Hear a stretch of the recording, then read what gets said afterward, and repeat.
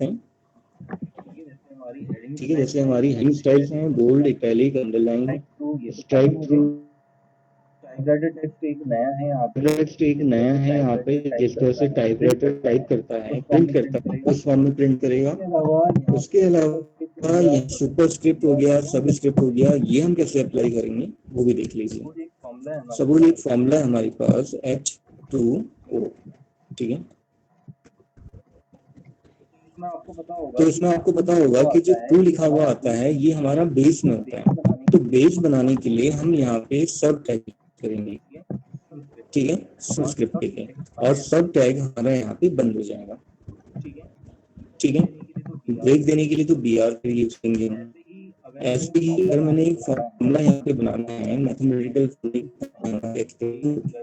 A plus B का whole square. ठीक है, होल स्क्वायर में जो 2 है उसको ही मुझे क्या करना है, ऊपर पावर में लेके आना है। कि पहले मुझे क्या करना होगा, SUP टैग लगाना होगा, सुपर SUP टैग क्लोज जाएगा।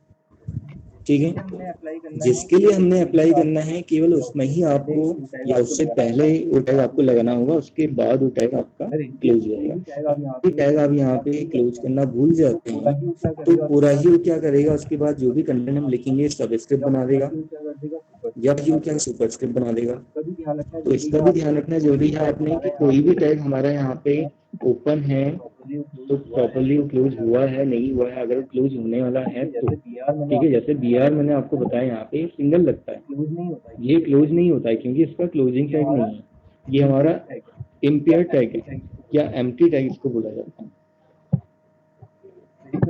सेव कर लेते हैं फाइल को हम यहाँ पे। ठीक है, इसका नाम हम रखते हैं, पहले तो फोल्डर सेलेक्ट कर लेते हैं कहाँ सेव करना है। ठीक है, फाइल का नाम आ जाएगा हमारा टेक्स्ट स्टाइल्स .html। सेव कर लेते हैं, सेव हो जाएगी फाइल हमारी। ठीक है, और अब हम इसको रन कर लेते हैं। ठीक है, ये तो पुरानी फाइल है तो यहाँ से तो हम दोबारा रन नहीं कर पाएंगे इसको, तो नई फाइल ओपन करनी होगी। ठीक है, टेक्स्ट स्टाइल्स डबल क्लिक करके ओपन हो जाएगी। तो आप देख रहे होंगे ये हमारी स्टाइल्स है। तो पहला टेक्स्ट आपको बोल्ड दिख रहा होगा, दूसरा आपको यहाँ पे, अच्छा अगर हम थोड़ा इसका फॉन्ट साइज बढ़ाना चाहते हैं तो भी हम बढ़ा सकते हैं। ठीक है, जितना भी हमने लिखा है हम चाह रहे हैं कि सबका ही फॉन्ट साइज बढ़ जाए, तो उन सबसे पहले फॉन्ट टैग हमने लगा दिया। एक हम कलर लगा देते हैं यहाँ पे। ठीक है, इक्वल्स टू रेड कर देते हैं। दूसरा हम साइज दे देते हैं यहाँ पे इसका 5, और लास्ट में ये क्लोज हो जाएगा बिल्कुल लास्ट में, लेकिन बॉडी से पहले, ये भी आपको ध्यान रखना होगा, बॉडी से पहले और सबसे लास्ट में। तो पहला टेक्स्ट हमारा बोल्ड हो गया। ठीक है, इसके हिसाब से टैग लगाया था हमने। दूसरा इटैलिक हो गया, थर्ड हमारा अंडरलाइन हो गया। अब होता है कि कई जगह आपको हेडिंग को बोल्ड भी करना है, अंडरलाइन भी करना है, तो वहाँ इन दोनों ऑप्शंस का भी आपको यूज करना होगा। ठीक है, इन दोनों टैग को भी आप लगा सकते हैं। कैसे हम करेंगे वो भी तरीका आपको बता दूंगा अभी। स्ट्राइक थ्रू हमारा ये वाला ऑप्शन हो गया। टाइपराइटर टेक्स्ट हमारा ये, जैसे टाइपराइटर टाइप करता है उस फॉर्म में। ठीक है, ये हमारा बेस हो गया, ये हमारा पावर हो गया, सबस्क्रिप्ट और सुपरस्क्रिप्ट। तो इसमें तो कोई दिक्कत नहीं है, आप लोगों को बताइए ये समझ में आया कि हमारी कौन कौन सी टेक्स्ट स्टाइल्स होती है और कैसे हम उनको अप्लाई कर सकते हैं। टैग है ना, हाँ, इसमें एक ही बार मतलब एक ही लाइन को ब्रेक करके लिख सकते हैं ना नेक्स्ट में। हाँ, एक ही सिंगल लाइन के लिए होता है। अगर आप यहाँ पे BR जैसे लगा रहे हो, ठीक है, तो एक लाइन ब्रेक देगा। अगर मान लीजिए कभी होता है कि आपको 2 लाइन का ब्रेक चाहिए तो एक बार और BR लगा देगा। कई बार होता है ऐसी जरूरत पड़ती है, ज़्यादा गैप में आपको चाहिए, 2 लाइन का गैप चाहिए आपको, तो कर सकते हैं ऐसा, आप ऐसे हो जाएगा। लेकिन ये नहीं होगा कि आपने BR यहाँ लगा दिया तो नीचे की लाइनों में ब्रेक खुद आ जाएगा, ऐसा नहीं होगा। आपको हर लाइन के एंडिंग में, अगर आप चाह रहे हो कि हर लाइन आपस में ब्रेक हो जाए, अलग अलग लाइन में दिखे, तो BR एंडिंग में लगाना जरूरी है, लगाना पड़ेगा आपको। ठीक है, क्लियर हो? और कोई डाउट किसी का? ये सारे ऑप्शन समझ में आ गए।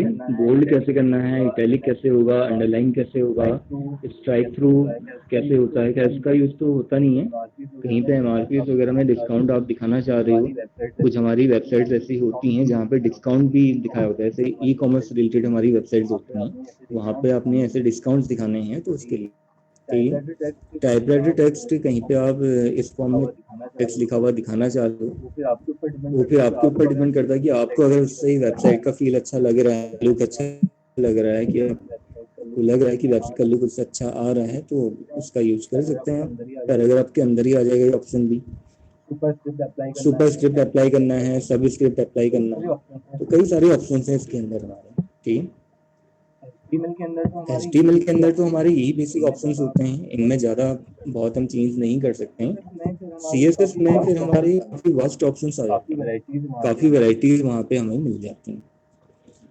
हेडिंग की अगर बात करें कि हेडिंग को हमने बोल्ड इटैलिक करना है तो कैसे होगा, वो मैं आपको अच्छे से समझाया था, क्योंकि कई बार मिक्सअप करने से वो चीज़ें क्लियर नहीं हो पाती हैं।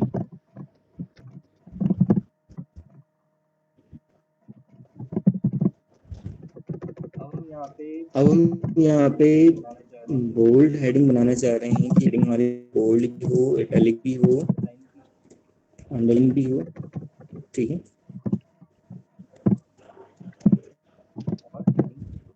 और हेडिंग तो होगी, तो यही हमारा टाइटल वैसे छोटा होना चाहिए, इतना लेंदी टाइटल नहीं होना चाहिए। यहाँ तो मैंने एक सैंपल के हिसाब से तब इतना लेंदी टाइटल लिखा हुआ है, ये हो गया। अब एक मैं हेडिंग बना रहा हूँ, आपको पता है कि हेडिंग बनाने के लिए हम H1 टैग यूज करते हैं। ठीक है, और जो भी आप हेडिंग यहाँ बनाना चाह रहे हैं, जैसे हेडिंग में हमने एक टेक्स्ट यहाँ पे लिखा, ठीक है, एक हमारी हेडिंग हो जाएगी और H1 टैग हमारा बन जाएगा। तो ये क्या काम करेगा, एक नॉर्मल सी हेडिंग बना के हमें दे देगा। ठीक है,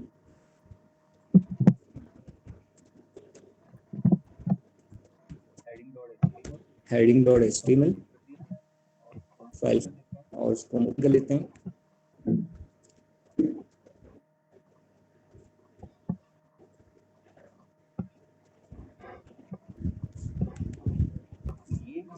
तो ये एक हमारी नॉर्मल सी हेडिंग आ गई। अब इस हेडिंग में मैंने चेंजेस करने हैं। चेंजेस करने के लिए फिर आपको मैंने एक ऑप्शन बताया था कि हम यहाँ पे कर सकते हैं, इसका अलाइनमेंट दे सकते हैं, किस में दिखाना है। ठीक है, तो उसके लिए यहाँ पे एक अलाइन प्रॉपर्टी मैंने आपको बताई थी,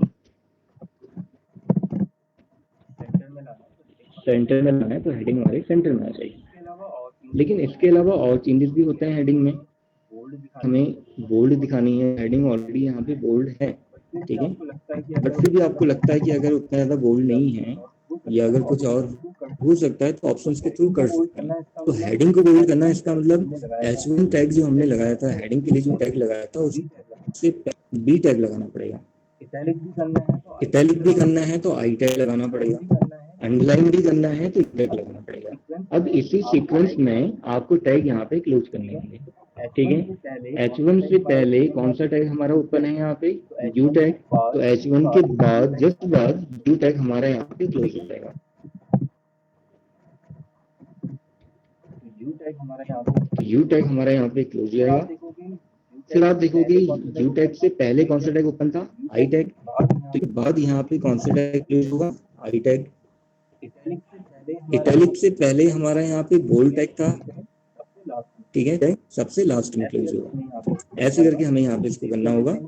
सेव कर लेते हैं हम। सेव करने के बाद इसको रिफ्रेश कर, तो हेडिंग हमारी बोल्ड, इटैलिक, अंडरलाइन, बोल्ड तो ऑलरेडी थी पहले से, ठीक है, लेकिन फिर भी आप देख रहे होंगे कई बार क्या होता है कि लाइन में चेंजेस नहीं आ पाते हैं। अगर हम यहाँ पे बोल्ड का ऑप्शन नहीं लगा रहे हैं, पतली दिखती है, लाइन दिख रही है, तो उस लाइन में इफेक्ट लाने के लिए भी हम यहाँ पे बोल्ड टैग का यूज कर रहे हैं। ठीक है, हो गया हमारा, अंडरलाइन भी हो गया, तीनों ऑप्शन अप्लाई हो गए। कलर आप करना चाह रहे हो कि इनकेस आप कलर करना चाह रहे हो, तो कलर के लिए आपको कौन सा ऑप्शन बताया, तो सबसे स्टार्टिंग में आप यहाँ पे फॉन्ट लगा सकते हो, कलर इक्वल्स टू जो भी कलर आपने देना है, रेड, ग्रीन, ब्लू, ठीक है, तो कलर आप दे दीजिए। अब आप देख रहे होंगे कि फॉन्ट टैग मैंने बोल्ड टैग से पहले लगाया है, तो इसका मतलब सबसे लास्ट में क्लोज करना होगा, मतलब बोल्ड के बाद, बी टैग के बाद। सेव किया मैंने इसको और रिफ्रेश कर दिया, ठीक है। ऐसा नहीं कि हम यहाँ पे फॉन्ट टैग स्टार्टिंग में ही लगाना जरूरी है, बीच में भी आप कहीं भी लगा सकते हो, दिक्कत नहीं आती, उससे कोई ज़्यादा दिक्कत नहीं आएगी, ठीक है। दिक्कत तो ऐसे आती है, बट कई बार हो जाता है कि अगर हम उससे पहले या यहाँ पे कुछ हम हेडिंग में कोई कंटेंट ऐड कर लेते हैं तो वहाँ पे फिर उसको शो नहीं करेगा, वो कलर शो नहीं करेगा, और कोई दिक्कत नहीं है। तो एक सीक्वेंस में ही आप देख रहे होंगे हमारे यहाँ पे टैग्स हम ओपन कर रहे हैं और सीक्वेंस में ही उसको क्लोज कर रहे हैं, तो एक प्रॉपर सीक्वेंस फॉलो करना भी हमें जरूरी हो जाता है, ठीक है। तो नहीं इसमें किसी को कोई डाउट? जो अभी हेडिंग स्टाइल मैंने आप लोगों को बताया, या हेडिंग बना तरीका, उसमें कैसे कैसे हम वहाँ पे बोल्ड, इटैलिक, अंडरलाइन, ये सारे ऑप्शंस एक साथ यूज कर सकते हैं। पहले मैंने आपको अलग अलग बताया, अब कौन से टैग की कहाँ पे हमें जरूरत पड़ी ये हम कह नहीं सकते हैं ना, ठीक है। कौन सा टैग हमें कहाँ लगाना पड़ रहा है, उन सारे टैग्स को एक साथ लगाना, एक साथ अप्लाई करना, यही मेन हमें आना चाहिए, यही मेन हमें इसमें सीखना पड़ेगा। अगर यही चीज आप सीख लेते हो तो फिर आपके लिए वेबसाइट बनाना, वेब पेज बनाना टफ नहीं है, इजीली आप कर सकते हैं, फिर आपको कोई दिक्कत नहीं आएगी कभी, ठीक है।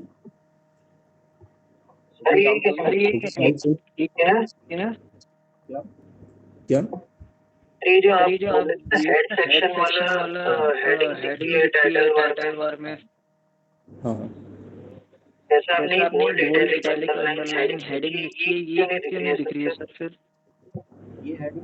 ये हेडिंग दिख तो रही है, ये हेडिंग आपकी यहाँ पे तो है, जो हेडिंग बनाई थी हमने, ये हेडिंग दिख तो रही है आपकी, हेडिंग तो यही होती है ना हमारी, ये तो टाइटल बार का टाइटल हुआ, इसमें कभी आप चेंज कर ही नहीं सकते, इसके लिए कोई ऐसी कोडिंग ही नहीं बनी है कि जिसमें आप चेंज कर सकते हो। हेडिंग टाइटल के अंदर जो लिखा है वो यहाँ पे ब्राउजर पे, यहाँ पे यूआरएल पे दिखाई देगा ना?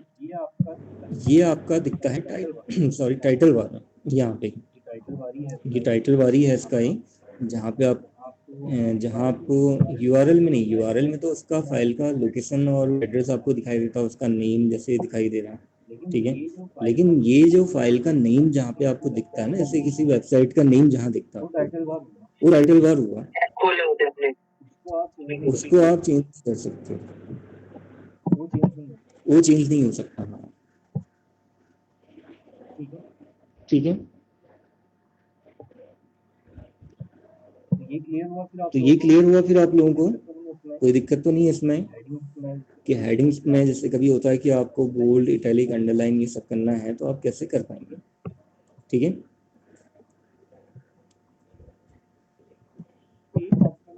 एक ऑप्शन और इसमें आपको बता रहा हूँ, सेंटर का, ठीक है। अलाइनमेंट अगर हमने यहाँ पे सेंटर लाना है तो उसके लिए एक और टैग हमारे पास होता है यहाँ पे,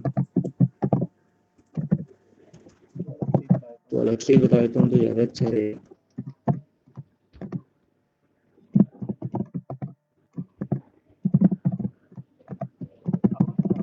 अब हम यहाँ पे सेंटर अलाइन करना सीख रहे हैं एक सेंटर टैग के थ्रू, ये उसके लिए यहाँ पे एक सेंटर टैग भी होता है, उस सेंटर टैग ऐसा करना सीख रहे हैं।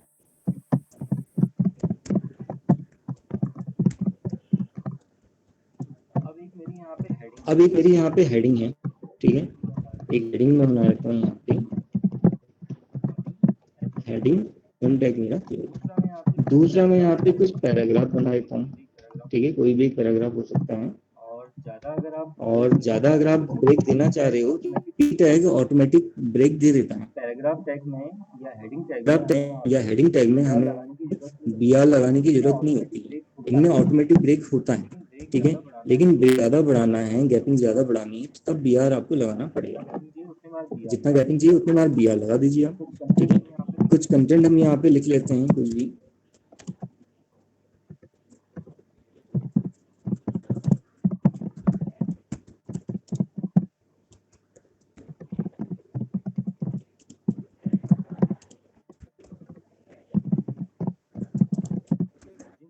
ठीक है, यूजिंग सेंटर टैग। अब सपोज मैं इसको सेव कर लेता हूँ सेंटर के नाम से center.html टैग कर लेते हैं इसको। फाइल हमारी सेव होगी, ठीक है। अब इसको हम यहाँ पे ओपन कर लेते हैं, ठीक है। तो आप देख रहे हो कि अभी हमारा कंटेंट सेंटर में नहीं है, ठीक है। कई बार ऐसे ही जरूरत आपको पड़ती है या रिक्वायरमेंट होती है कि आप पूरा कंटेंट जो भी दिखा रहे हो सब कुछ सेंटर में ही आए, चाहे आप उसमें इमेज दिखा रहे हो। बैकग्राउंड इमेज की बात नहीं कर रहा हूँ मैं, जो ऊपर से इमेज हमें दिखाई देती है उसका तरीका भी कहूँगा कि कैसे इंसर्ट की जाती है इमेज, ठीक है। गैलरी वगैरह होती है, जैसे आपने देखा होगा एक गैलरी का ऑप्शन रहता है कई जगह वेबसाइट्स में, इमेज गैलरी होती है। तो कैसे इमेज गैलरी बनती है, तो कई सारे ऑप्शंस हैं। एडवांस फॉर्म में भी कई तरह की गैलरी बनती है। CSS का यूज वहाँ पे थोड़ा हमें करना होता है उसमें। अभी तो हम CSS यूज नहीं कर रहे हैं, तो सिंपल गैलरी कैसे बनती है वो तरीका मैं आपको बताऊंगा।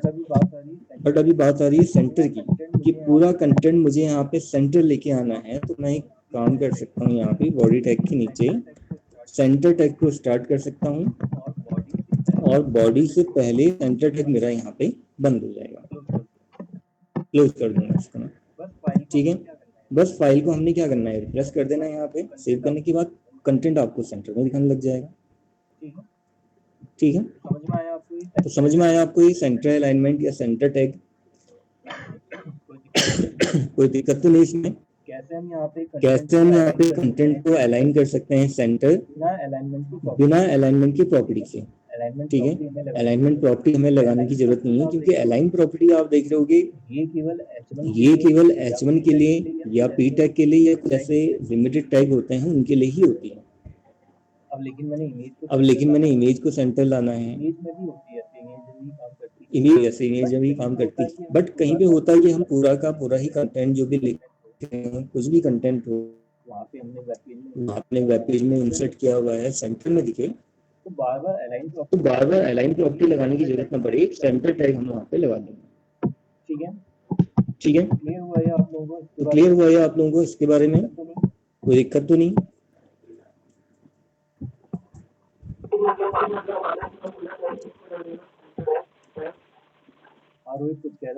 रोहित कुछ कह रहे हो आप?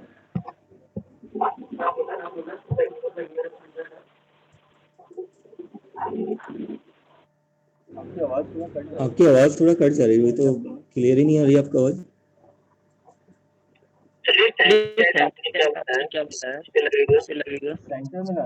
सेंटर में लाने के लिए अब जैसा नेम है वैसी वर्क भी है उसका। आपको ये चीजें ऐसे ही याद रखनी पड़ेंगी, जैसे उसका नेम है वैसे काम भी है। सेंटर का मतलब क्या हुआ? सेंटर में लाना, मिडिल आप कह सकते हो, या सेंटर पॉइंट पे एक।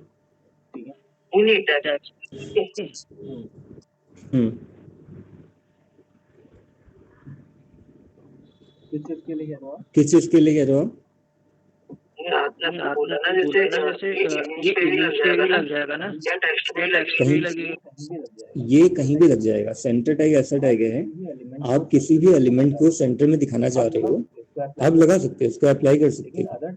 लेकिन अदर टैग्स में ऐसा पॉसिबल नहीं है। अदर टैग में दिक्कत आती है कि कई सारे टैग ऐसे होते हैं जिनमें अलाइन प्रॉपर्टी काम नहीं करती। अब अलाइन प्रॉपर्टी काम ही नहीं करती है तो सेंटर करोगे उसको, वहां पे कह रहा हूँ जैसे, ठीक है। क्लियर है? इस टाइप से आप यहाँ पे सेंटर टैग भी अप्लाई कर सकते हैं, ठीक है। अच्छा, इसके अलावा अदर ऑप्शन से सुपरस्क्रिप्ट तो मैंने सबस्क्रिप्ट वाला आपको ऑप्शन बता ही दिया है,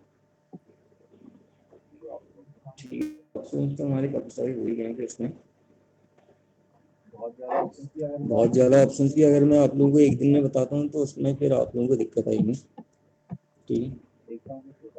देखता हूँ कि छोटा ऑप्शन अगर मुझे याद आता है तो मैं वही ऑप्शन आप लोगों को बता दूंगा। हेडिंग स्टाइल्स भी होगी हमारी, टेक्स्ट स्टाइल भी हो गई हैं, और फॉन्ट कलर करना मैंने। बेसिक कंसेप्ट तो मैंने आप लोगों को बता दिए इसमें कि एक नॉर्मल सा वेब पेज तो आप लोग बना सकते हो। अच्छा, इमेज वाला मैं आप लोगों को बता देता हूँ फिर इमेज कैसे इंसर्ट करनी तरीका। आज के लिए फिर इतना ही करेंगे।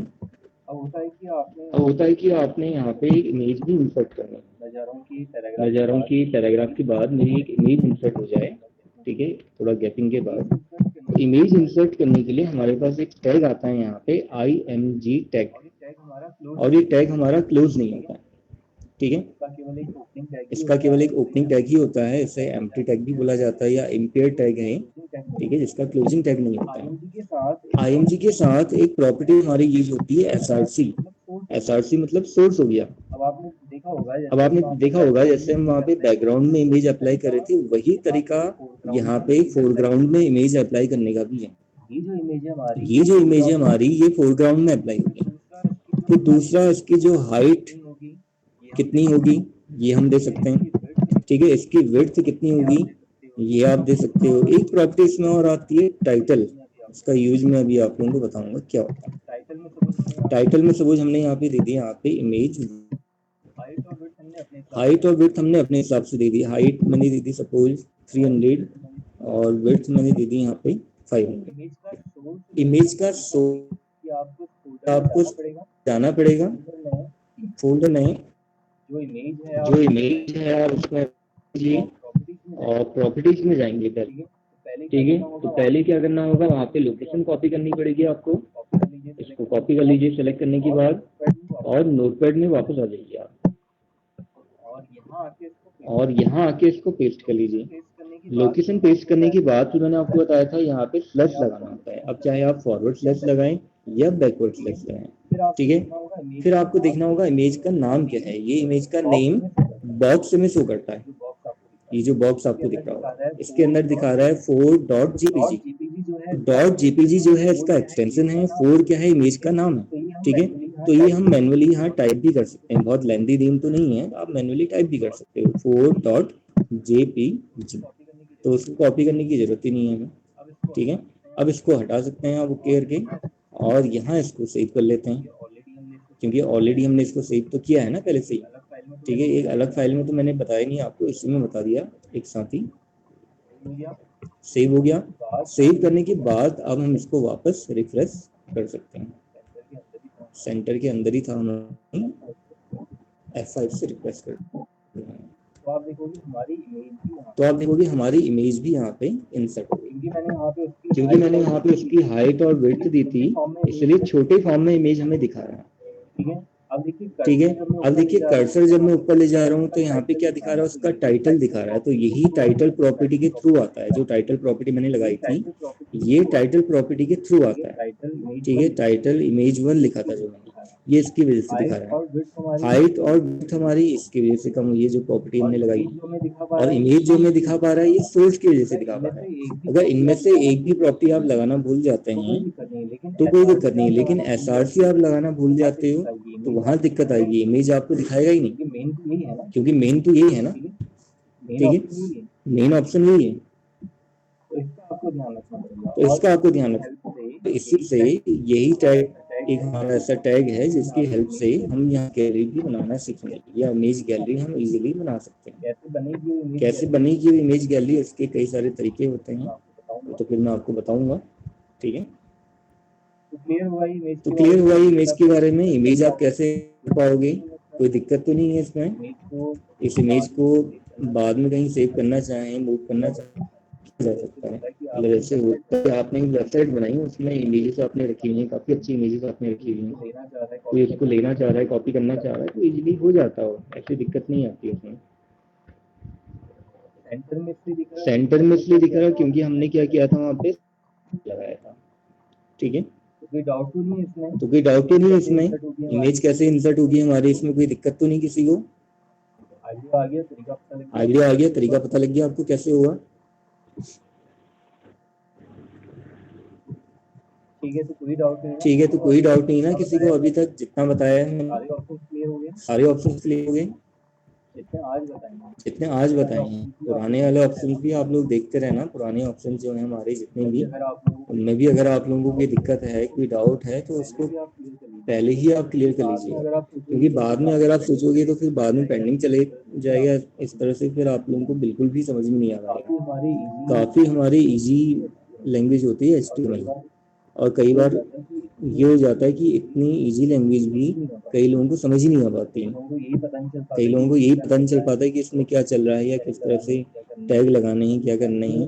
अब स्टार्टिंग में तो चलो दिक्कत आती है, लेकिन काफ़ी कुछ चीज़ जब आ जाती हैं या एस्टिमेट पूरा पढ़ भी लेते हैं बच्चे, उसके बाद भी कई बार उन लोगों को इसमें काम करना आता ही नहीं है, क्योंकि अच्छे से सीखा नहीं, प्रॉपर्ली सीखा नहीं जिस टाइम पे बताया था। ठीक है, तो इसका आप लोग जरूर ध्यान रखिएगा। जो भी डाउट है, जैसा भी डाउट है, एट ए टाइम ही या नेक्स्ट डे आप उसको क्लियर करने की कोशिश कीजिएगा। ठीक है। ठीक है, और कोई डाउट है किसी का? और कोई डाउट है किसी का? कोई पुराना डाउट, कोई पुराने ऑप्शंस?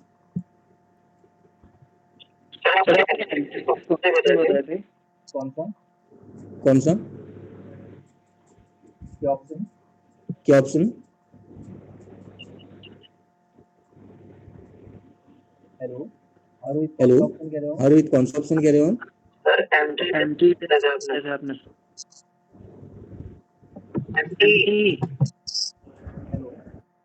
हेलो, आवाज थोड़ा सा वो हो जा रही, कट जा रही है, क्या रिपीट कर लो? एमटी टैग बताया था ना आपने? एम्प्टी टैग मैंने वही बताया आपको कि जिसका क्लोजिंग टैग नहीं होता है। जैसे बी आर है, बी आर हमारा एम्प्टी टैग है। बी आर जो मैंने आपको बताया, ये IMG टैग जो आपको मैंने दिखाया, ये IMG टैग क्लोजिंग टैग नहीं है। ऐसे टैग हमारे हैं, या इसको इम्पेयर्ड टैग भी बोला जाता है। अलग अलग नाम बताए थे मैंने आप लोगों को उस समय, जो मैंने आपको फाइल सेंड करी होगी, उसमें भी मेरे ख्याल से लिखा होगा इसके बारे में, थोड़ा बहुत थियोरेटिकल पार्ट जो समझाया था स्टार्टिंग में मैंने। एक बार उसका भी रेफरेंस आप ले लेना। ठीक है, तो एम्प्टी टैग क्या होगी? जिसका क्लोजिंग टैग नहीं होता। ऐसे टैग्स को हम एम्प्टी टैग या इम्पेयर्ड टैग बुलाते हैं, इम्पेयर्ड टैग कहते हैं। कि जिनका कोई पेयर टैग नहीं है, वो इम्पेयर्ड हो गया। ठीक है, और कोई सर जैसे आप कोई भी टैग के बाद नेक्स्ट लाइन पे लिख रहे हो, हम कितनी भी लाइन छोड़ के लिख सकते हैं ना, कोई भी टैग लगा के? हाँ, कोई भी टैग आप कितनी भी लाइन छोड़ के उसको क्लोज कर सकते हो, लेकिन अगर वो टैग आपका ओपन है, आपने क्लोज नहीं किया है, भूल गए हो, फिर दिक्कत आती है। उससे कोई फर्क नहीं पड़ता कितने भी लाइन के बाद उसको आप एंड करो, एक सही प्रॉपर वे में एंड होना चाहिए कि जहाँ आपने स्टार्ट किया है उसी एक सीक्वेंस में आपको उसको एंड करना जरूरी है। गैपिंग कितनी भी उससे नहीं बढ़ता। ठीक है, क्लियर है? और कोई डाउट तो नहीं है आप लोगों का? हिमांशी और हर्षिता, आप लोगों को तो कोई दिक्कत नहीं है किसी भी ऑप्शन में जो अभी तक मैंने बताया है? अभी तो नहीं है फिर। ठीक है, तो इनको फिर आप ट्राई करके देखिएगा। जो आज मैंने आप लोगों को बताया है, इन फाइल्स को भी मैं आप लोगों को सेंड कर दूंगा। ठीक है, अब धीरे धीरे क्या होगा कि हमारा इसका लेवल भी बढ़ता चले जाएगा ना, क्योंकि अभी तक तो कई सारे ऑप्शंस हमारे ऐसे थे कि हमने सिंगल सिंगल इनको यूज किया था। अब क्या होगा, धीरे धीरे जैसे हमारा कोडिंग वाला पार्ट या जैसे टैग्स के बारे में आप सीखते चले जाओगे, तो उसमें हमारी ज़्यादा होगी। कई बार ज़्यादा कोडिंग करने में भी थोड़ा सा कंफ्यूजन हो जाता है कि कौन से टैग कहाँ लगाना चाहिए या कैसे लगाना चाहिए, वो चीज़ समझ में नहीं आ पाती है। तो थोड़ा सा इन चीज़ों को भी आप ध्यान से देखिएगा, तो दिक्कत ऐसी कुछ अगर हमने ध्यान से नहीं देखा और कुछ चीज़ को अच्छे नोटिस नहीं करी, तब दिक्कत आती है। वैसे ही सबसे ईजी लैंग्वेज मानी जाती है HTML। ठीक है, तो कुछ चीज़ें इसके अंदर आप सीखोगे, और कई बार हो जाता है कि ऐसे प्रोजेक्ट्स वगैरह आप लोगों को मिल जाते हैं कि कुछ लोग होते हैं कि अपनी वेबसाइट्स बनाना चाहते हैं, किसी को अपने शॉप के लिए बनानी है, किसी को अपनी पर्सनली बनाना चाह रहे हैं कोई वेबसाइट, या आप लोग ही अपनी पर्सनल कोई वेबसाइट बनाना चाह रहे हो, आपके फादर का कोई ऐसे बिजनेस है, उनको एक वेबसाइट की जरूरत है, तो आप ही बना के दे सकते हो। तो ऐसी कोई दिक्कत ही नहीं आती इसमें। अगर आप लोग इसको अच्छे सीख लोगे तो ये सारे काम इजीली आप कर सकते हैं। और भी आप अदर जो प्रोजेक्ट्स होते हैं बाहर से, उनको भी आप ले सकते हो। इसी के थ्रू अच्छी खासी अर्निंग कर लेते हैं लोग, कहीं और उनको जाने की जरूरत ही नहीं होती। कंपनी से वो पूरा अपना टाई अप करके अपना ले लेते हैं और घर बैठे ही सारा अपना काम कर लेते हैं, उनको कहीं जाने की जरूरत ही नहीं पड़ती है। अच्छी अर्निंग होती है। मिनिमम एक वेबसाइट बनाने के लिए, अगर स्टैटिक वेबसाइट है तो मिनिमम जो चार्ज लगता है 10,000 चार्ज आप मान के चलिए एक वेबसाइट बनाने का। मिनिमम से मिनिमम एक, मतलब उसमें ज़्यादा कुछ ऑप्शंस ना हो, एक सिंपल स्टैटिक बेसिक सी वेबसाइट बनाने के लिए इतना चार्ज लेते हैं। 7 to 10,000 का चार्ज आप मान के चलिए।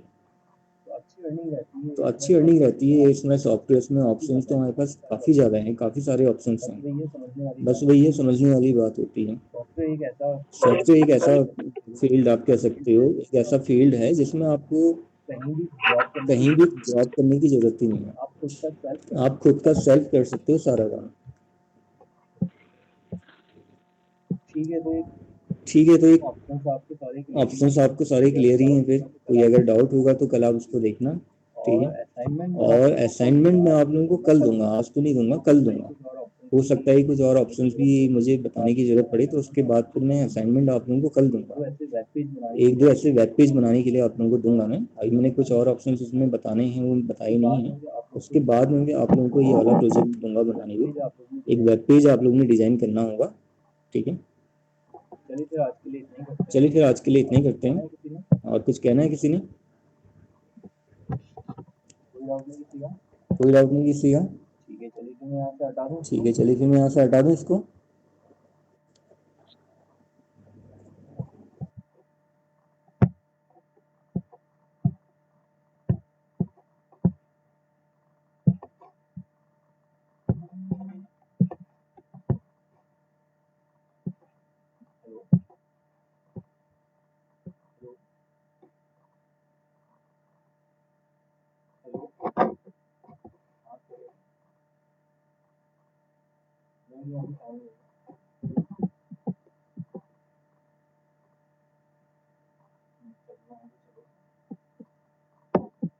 चलना है तो चलो।